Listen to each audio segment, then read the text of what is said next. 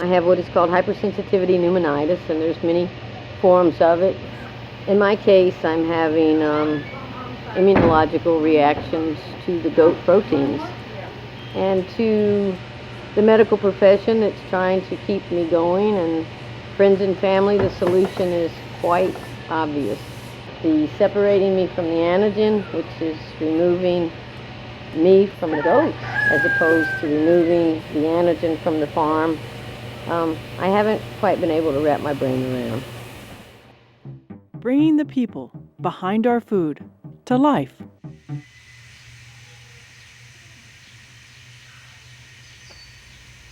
I think from the minute I walked on this ground, I knew this was sacred ground.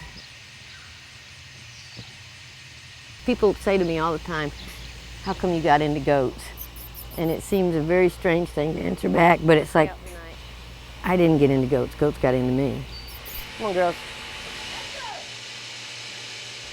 I worked at a horse farm when I was a teenager, and my first interaction with a goat was, a lot of horse farms in those days had bucks referred to as billies, and this one had been, like most of them, mauled by some neighborhood dog, but he really wasn't taken care of the way I thought he should be taken care of. And so he wasn't mine. I worked there, but I did take care of him. And I think that started some kind of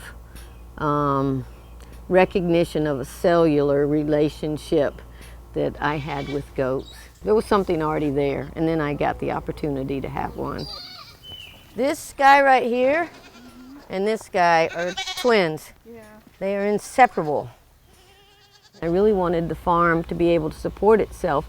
And so when I first started breeding goats, the idea was to breed better livestock, so that every generation was better than the year before. So we were peaking every year at 750 goats, and I thought, well, the one thing that's going to be good about that is I won't be so emotionally attached to every single animal. It won't be so hard. That didn't happen. And when it happens is when I need to start raising Christmas trees. When the disconnect is easy, when they become numbers or an entry in the checking account, then I need to quit messing with live animals. That looked like a real, unemotional transaction down there that happened. But when those goats go in the truck tomorrow, and they have been raised here on this farm, there's quite a bit emotionally vested in them, and it doesn't get any easier.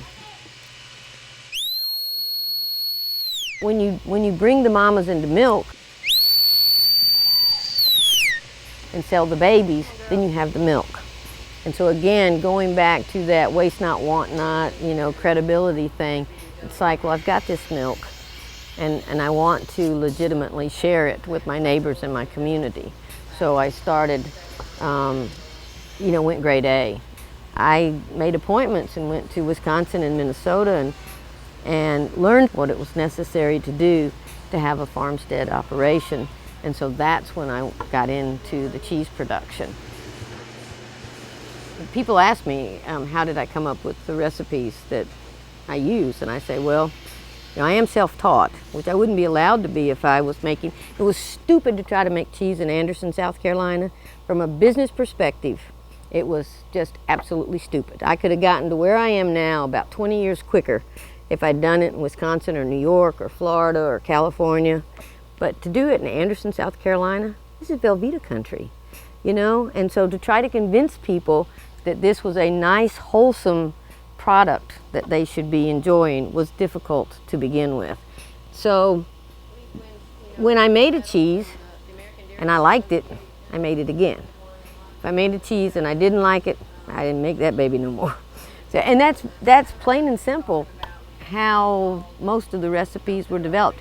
We were artisan, before I knew the true definition that artisan was going to evolve into in terms of food. The cheese god has smiled on this farm. That's, there's not a whole lot of good explanation except that, like with good wine, you got to have the right climate and the right environment and the right characteristics at the right time to just make it happen. And You know, I was a little bit unusual in the beginning because I was making this dairy work with Nubians, which are known for their high butter fat and high protein, but not so much their volume. And that was another reason people thought, that girl ain't so bright. But the integrity of the cheese and the texture of the cheese is phenomenal and always has been. How about your eggs in the morning? Oh, that's perfect.